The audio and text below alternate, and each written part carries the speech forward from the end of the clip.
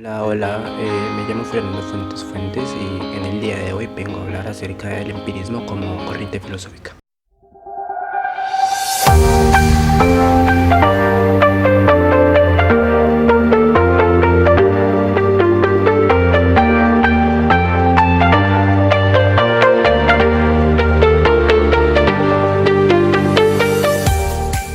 El empirismo es, como ya lo he dicho, una corriente filosófica originada en la Edad Moderna, durante los siglos XVII y XVIII. Esta doctrina surgió como consecuencia de una tendencia que se venía dando durante la Edad Media. La palabra empirismo proviene del latín experientia, que deriva lo que se conoce hoy día como experiencia. El empirismo se caracteriza básicamente por dos cosas. La primera es negar la absolutización de la verdad, o en su efecto que la verdad sea accesible al hombre.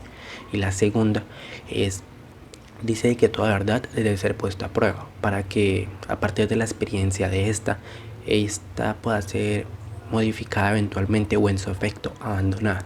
El empirismo, como ya lo he dicho, es una doctrina filosófica y epistemológica. Esta duda de que todo conocimiento que el hombre posee o adquiere es producto de la experiencia, bien sea experiencia tanto interna como externa. El conocimiento empirista es todo lo que se conoce, es todo lo que se sabe sin poseer ningún conocimiento científico. Se puede explicar más fácilmente con un ejemplo. Nosotros sabemos que el fuego quema, pero ¿por qué sabemos esto? Es porque ya vivimos dicha experiencia, que es de lo que nos trata esta doctrina filosófica.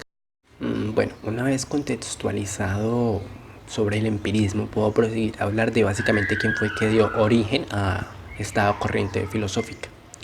El primer teórico que abordó esta doctrina fue John Locke, un filósofo inglés nacido en Bristol en 1632 y fallecido en 1704. Este filósofo estudió en la Universidad de Oxford medicina, filosofía y ciencias naturales. Fue un filósofo que básicamente decía de que la mente era una hoja en blanco en donde son grabadas las impresiones externas y por lo cual no existían ideas natas o un conocimiento universal. Por dichas impresiones externas, creía pues básicamente en la experiencia y por esto decía que las ideas era lo que pienso y percibo. Percibo ya sea de manera externa como los sentidos y de manera interna como un estado psíquico, y que aunque estas se encontraban de manera diferente, trabajan de maneras unidas. Tiene que tenerse en cuenta de que aunque John Locke fuera un filósofo propiamente empirista, a la hora de originar o pues dar origen a esta doctrina tuvo elementos de otras corrientes filosóficas para poder pues dar dichos elementos de otras corrientes filosóficas fueron del racionalismo y también del mecanicismo. Bueno, no obstante, además de John Locke, existieron otros filósofos que también como que se destacaron en esta doctrina filosófica, tales como Berkeley, un filósofo nacido en 1685 en Irlanda. Este filósofo manejó una filosofía, manejó un empirismo llevado al extremo, ¿sí? Hizo sus primeros estudios en Kilkenny, que era su ciudad natal,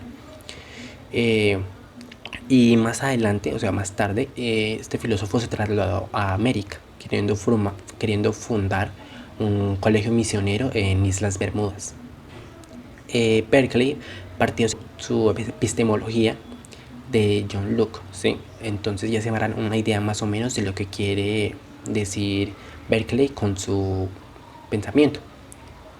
Bueno, Berkeley lo que llegó a agregar o llegar a pensar diferente de John Locke fue de que él aludía de que este filósofo aludía de que todo mundo material era solo una percepción mía, mientras que el yo espiritual era algo de lo que todos sí teníamos certeza innata, y que por ende no creía en unas ideas generales, ni mucho menos en materia. Ahora, dicho esto, continúo con el filósofo David Hume, un filósofo que también fue de gran importancia para esta doctrina filosófica. David Hume fue un filósofo nació en 1711. Nació en Escocia, y estudió comercio, pero pues este filósofo más adelante se llegó a dedicar a filosofía y fue allí como pues llegó a esta doctrina. David Hume basa sus teorías del conocimiento básicamente diciendo lo siguiente, de que el conocimiento se adquiere a través de las experiencias, pero también dice de que dichas experiencias sean únicamente a través de los sentidos, y también dice que dicha experiencia se divide en dos, en impresiones y en ideas, diciendo que las impresiones eran cosas que se daban en un presente y con mucha más fuerza, mientras que decía que las ideas eran cosas del pasado y que se daban con mucho menos viveza, y que por medio de dichas ideas era que se originaba la imaginación. Continúo ahora con Thomas Hobbes, un filósofo que llegó a hacer su contribución a esta doctrina filosófica. Pues no fue como una contribución tan grande como lo hicieron algunos otros filósofos, pero igualmente hizo su contribución y pues llegó a pertenecer a esta doctrina, ya que Hobbes fue un filósofo que aportó una amplia gama de campos, como lo que fue teología, geometría, historia, filosofía general, ética y también en ciencias políticas. Este filósofo básicamente decía que el origen del conocimiento se encontraba en las experiencias sensibles. Esto fue lo único que llegó a recalcarse de explicándolo en su obra más reconocida, que se basaba en una filosofía política. ¿Sí? Pues por esta obra fue que llegó a tener su mayor reconocimiento. Este filósofo también además era conocido como una persona oscura. Tal vez se preguntarán por qué. Fue porque dicho filósofo llegó a tener una vida un poco problemática, porque para su época la iglesia iba mucho en contra de él. Porque también se preguntarán. Dicho filósofo daba sus descripciones de la realidad de esta época de una manera muy brutales, ¿sí? O sea, sus descripciones eran muy brutales. Además, como lo dije ya anteriormente, tuvo una vida problemática y dos de sus grandes enemigos durante casi toda su vida fueron la Iglesia de Inglaterra y la Universidad de Oxford, universidad en la que había estudiado anteriormente John Locke. Por esto, cuando este filósofo falleció, todas sus obras fueron quemadas, todas sus obras y libros fueron quemados. Y básicamente esto fue hecho por la Iglesia de Inglaterra, porque lo acusaron de ateo. Pero en realidad todo esto era porque este filósofo no fue de un gran agrado para su época. Bueno, y ya por último, hablando de filósofos de esta doctrina, vengo a hablar de Francis Bacon, un filósofo que no, así como Thomas Hobbes, no hizo su aporte mayor a esta doctrina, pero igualmente aportó y hizo parte de esta. Este filósofo fue de importancia básicamente porque nomás señalaba la importancia, ¿sí?, del razonamiento inductivo en vez del deductivo. Una vez dicho esto, puedo pasar a hablar acerca de unos aspectos generales más.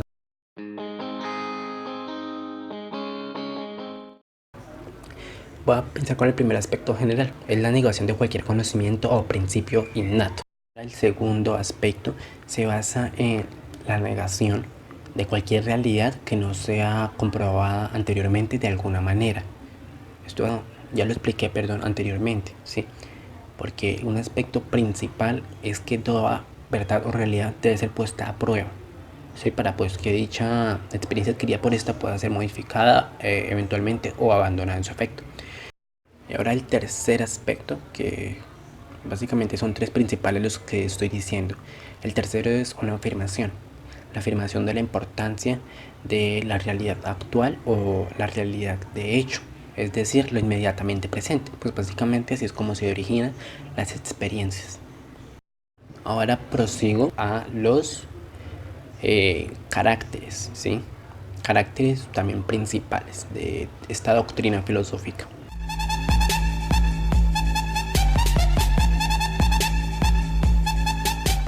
Bueno, El primer carácter es el subjetivismo del conocimiento. En este punto, tanto empiristas como racionalistas llegaban a concluir.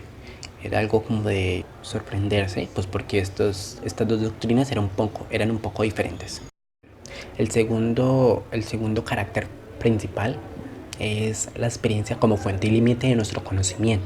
Entonces, básicamente, en este carácter, básicamente se explica es lo que es en sí el empirismo.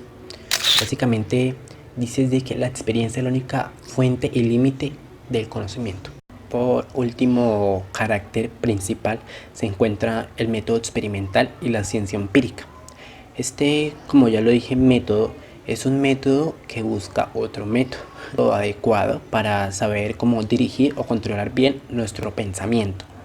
Bueno, y una vez dicho esto, con esto concluyo mi video. Espero haya sido de su agrado y me haya hecho entender con todo lo dicho anteriormente. Eso es todo, así que bye. Era la negación de cualquier conocimiento primero. No puedo, quiero llorar. Hola, guapa. La lluvia no se va, ¿qué voy a hacer? ¿Qué hice?